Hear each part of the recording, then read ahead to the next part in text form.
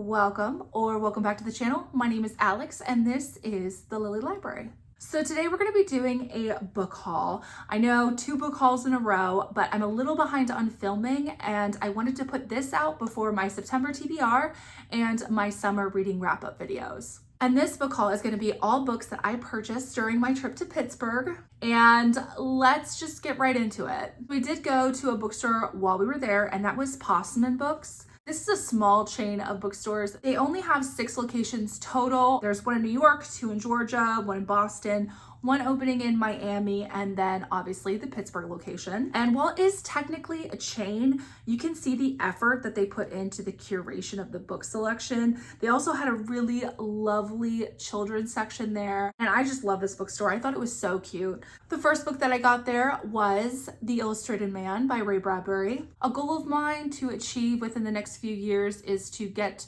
through the entirety of Ray Bradbury's catalog. This is a collection of short stories that I do not own, and I love Ray Bradbury short stories. Might be able to get to this year, but it might have to wait until January of next year, but I am excited to read it. The next book that I picked up is The Acts of King Arthur and His Noble Knights by John Steinbeck. This is a Penguin Classics Deluxe Edition, and I'm always on the lookout for special editions of King Arthur-based literature. I love the legend of King Arthur and I love to read all the different iterations of it. My favorite King Arthur retellings are those told through the perspective of the women of the stories. On top of it being King Arthur, I also want to read more Steinbeck, much like Ray Bradbury. The other benefit of King Arthur legend and lore is that my husband loves to read King Arthur books too, and there's very few fiction books that he will pick up, but he will pick up King Arthur. Also, look at my cute little postcard. I forgot that was in there. The next book that I got is Thirst by Marina Yasusic.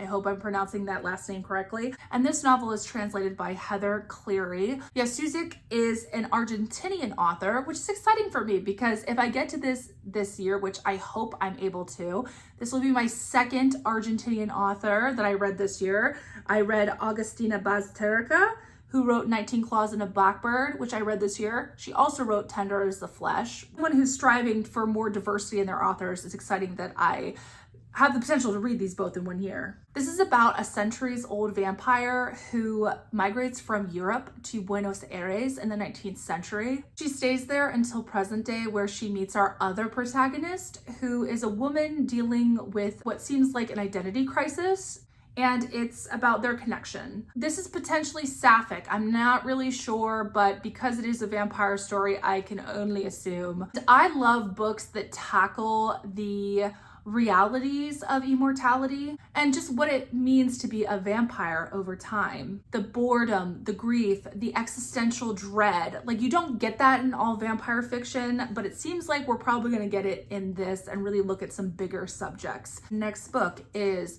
Boys in the Valley by Philip Francasi. Fracassi. So this book has praise from literally every popular modern horror author. I'm actually shocked that Stephen King isn't on this because he seems to be on every horror book. It's got Nick Cutter, Andy Davidson, Victor LaValle, Christopher Golden, Gemma Files. It's got Stephen Graham Jones on the front. So that's a lot of praise. Oh, this is also a signed copy. It is described by Publishers Weekly as a gothic, gory Lord of the Flies. Now, I have high expectations, right? Because if you're going to compare yourself to Lord of the Flies, then you better come with the material. I actually read a book that was also compared to Lord of the Flies, which if you watch my summer reading wrap-up video, you will hear all about.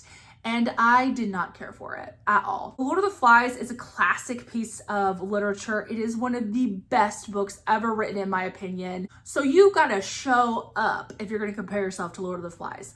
But this sounds good, so we're gonna see. I'm optimistic and I'm open-hearted.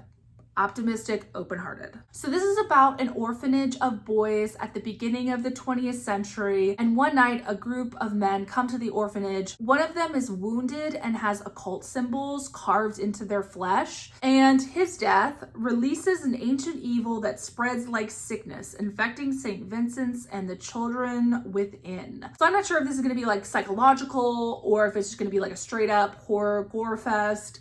We'll see. I am down for either, but if you're gonna compare yourself to Lord of the Flies, you better impress me, okay? You better impress me. Yeah. While we were in Pittsburgh, we went to the Andy Warhol Museum, and I got Warhol by Blake Gopnik. Now let me tell you, ooh, yeah, yowza. I came home with, oh, I forgot. I got this at Postman Books, this Andy Warhol print tote bag. Isn't it cute? It's what carried all my books home. It's what carried this behemoth home. This is a biography of his life. Blake Gopnik is an art critic, so I have no doubt that this is going to be immersive, detailed. It says that it is unmatched in scope, and I'm going to probably agree with that just due to the absolute chonker that it is. Warhol was a very complicated individual. A lot of people have opinions about him and about his art. So I think it would just be really fantastic to get kind of a well-rounded, I mean, what are other words to use except for like dense, right?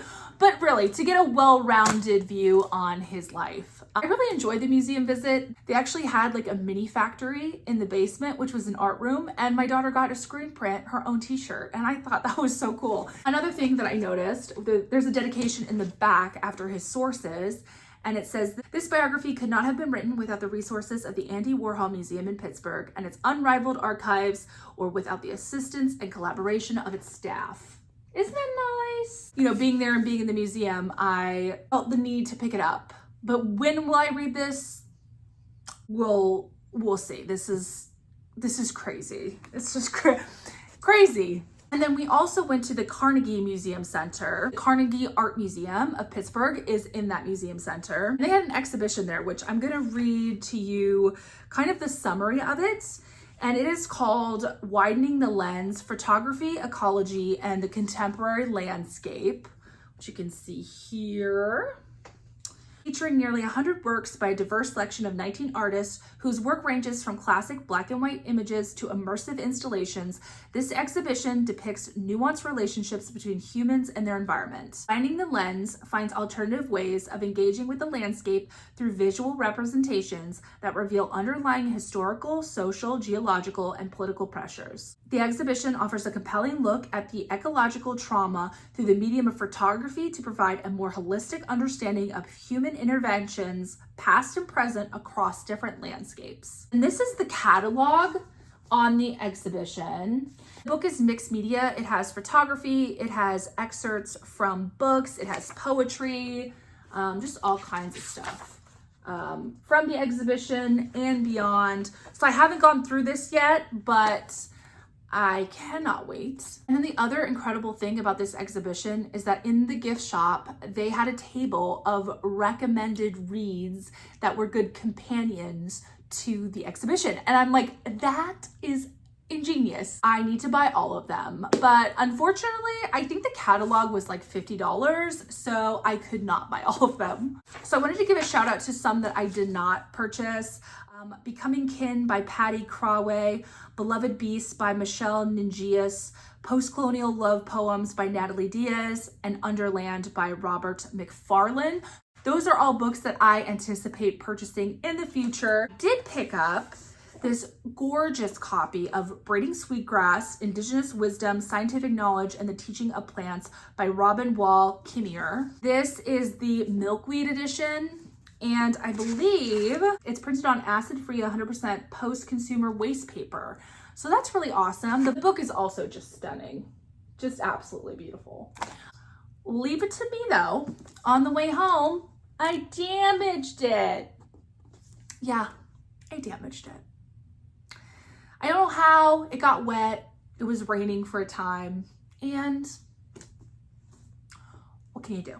The other book that I got is a book of poetry called Alt Nature by Soretta Morgan. This is a collection of poetry based on the geography of the Southwest, but in it, she explores themes of environmental degradation, globalized militarism, and incarceration. I don't really know what to expect from this, but that makes me very excited to read it.